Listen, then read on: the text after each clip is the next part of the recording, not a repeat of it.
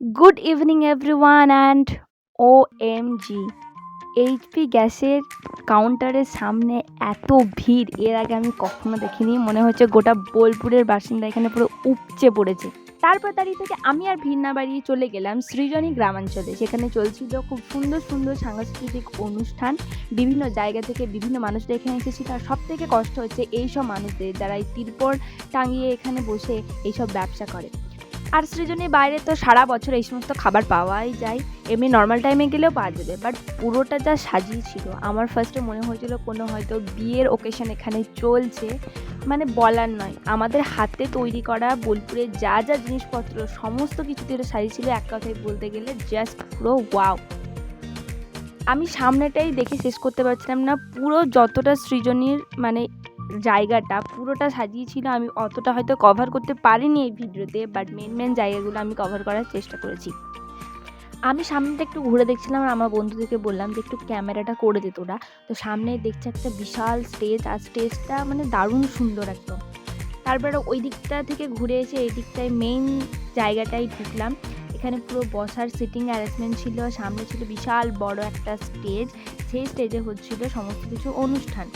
যেহেতু আমাদের কাছে বেশি সময় ছিল না, আমরা সন্ধ্যার টাইমে এসেছিলাম, তাই আমাদেরকে বাড়ি ফিরতে হবে। তাই কোনো রকম এখানে একটু দাঁড়িয়ে বাদবাকিটা ঘুরে দেখলাম। এখানে কোনো একটা লোকসঙ্গীত গান হচ্ছিল, আর এখানে ছিল হাতের সমস্ত কারুকার্য, বেতের সমস্ত ঝুড়ি, তারপর থেকে কুলো, যা সমস্ত কিছু হাতে বোনা হয় সেই সমস্ত কিছু এখানে এক্সিবিশন হিসেবে রাখা হয়েছে। সমস্ত কিছু টোটো জনজাতীয় নৃত্য এখানে ছিল কোড়া, অর্থাৎ মাটিতে যে কিছু করা হয় সমস্ত কিছু, এটা একটা কারুকার্য করা হয়েছিল। আর এই অনুষ্ঠানের নাম ছিল পূর্বাঞ্চলীয় লোকমহোৎসব।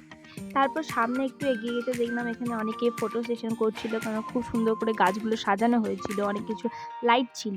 তারপর আমি একটু এগিয়ে গেলাম, তো সামনেই দেখছি এখানে অনেক রকমের খাবার আইটেম রাখা রয়েছে।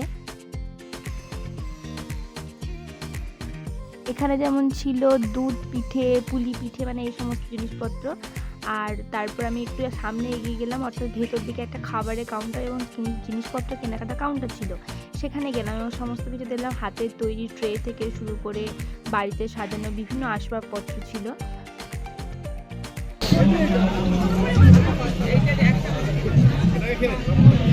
ভাপা পিঠে কোথায়, ওই কাউন্টার?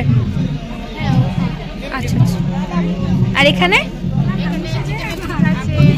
আচ্ছা, এটা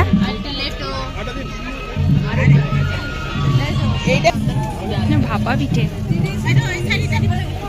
ভাপা পিঠের রেস কত? ভাপা পিঠের রেস, এটা রেস কত?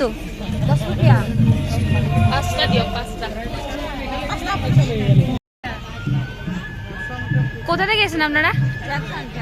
ঝাড়খণ্ড থেকে, ওই জন্য নামটা আলাদা। এটাকে আমাদের এখানে মালপোয়া বলে। কি আছে তাহলে, কি কি থাকে ভেতরে? হ্যাঁ, চানার ডাল থাকে। হ্যাঁ, এটা কি নাম বললেন? টেকেলি পিঠা। আচ্ছা, আমাদের বলে ভাপা পিঠা।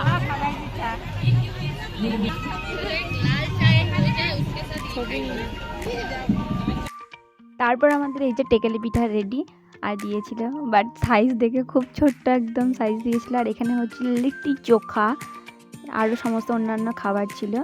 আর এটা দেখে আমার খুব লোভ লাগছিল, কিন্তু আমি আর খাইনি, যেটা হচ্ছে পাতায় পোড়ায় গরম মাংস। তারপর এখানে আরও ড্রেসের অনেক কালেকশান ছিল, ড্রেস তো থাকবেই এখানে, গয়নাগাটি থেকে শুরু করে সমস্ত কিছু। খাবার দাবার কাউন্টার থেকে এবার বেরিয়ে পড়লাম, সামনে আরও কিছু আছে দেখার জন্য। একটু এগোতেই আমার চোখে পড়লো এই সুন্দর সুন্দর গলার হারগুলো, যেগুলো হাতে কিছু একটা দিয়ে বুনেছে, আমি জানি না ওটা। আর এখানে সামনেই দুটো মেয়েতে মারামারি করছে না পড়ে গেছে, বুঝতে পারলাম না। যাই হোক, তারপর দেখলাম ব্যাক স্টেজের পেছনে সাঁওতালের নৃত্য রিহার্সাল হচ্ছে, হয়তো এরপর ওদের স্টেজে পারফরমেন্স আছে, তাই ওরা আগে থেকে প্র্যাকটিস করছে। তারপর অনেকটা সন্ধ্যা হয়ে গেছিলো, বেশিক্ষণ থাকা যাবে না, তাই সামনে একটু স্টেজে গেলাম। স্টেজে গিয়ে তো পুরোটা দেখাতে পারলাম না, কারণ কপিরাইট পড়ে যাওয়ার চান্স, তাই একটু তোমাদের দেখালাম।